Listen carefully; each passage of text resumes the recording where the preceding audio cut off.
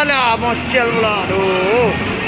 Wah, aduh. Mainnya dari kau mancing mau. Rumah depan. Lagi mancing tu? Lagi tu?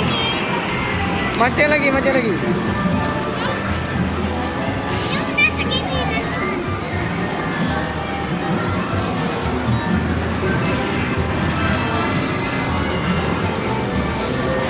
Oh, mana nampak ikannya? Oh, strike cok, strike. Strike cok, ikan dapat. Wow. Oh, Oreo Pro, wah. Lagi tu. Strike guys. Mana strike juga ni? Oh, mak oi. Lady angler, dekat juga. Aduh, mantap kali tu. Strike lagi cuy. Strike lagi. Aduh. Aja, okey, mantap. Blutang, ikan blutang. Strike, oh main strike ikan apa berduri tu. Ikan durian, aduh, mocel ikan durian.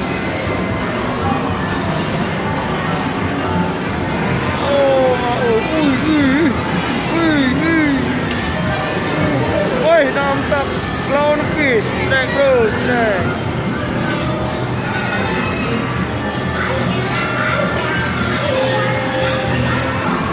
Okey, strike lagi cuy. Anglerfish. Woi, strike lagi. Lady angler strike juga. Ikan durian. Ikan apa? Woi, blowfish. Strike ikan durian rupanya cuy. Ikan pedik amal, gabus. Morari. Dikit kan gabus. Banyak ni orang mancing di spot ini ya kawan-kawan. Mantap kali, potensi kali spot ini untuk mancing. Oh.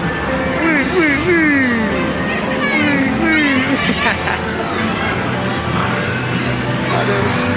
Aduh, moncel juga si Lady Angler. Aduh. Apa itu? Napoleon fish. Strike lagi tu. Ramai kali orang di spot mancing ini ya. Waduh, moncel lagi tu.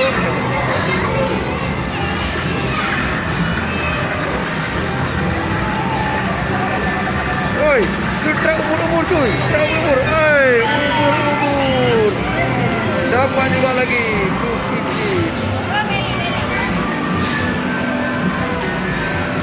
Aduh, moncel lagi tu.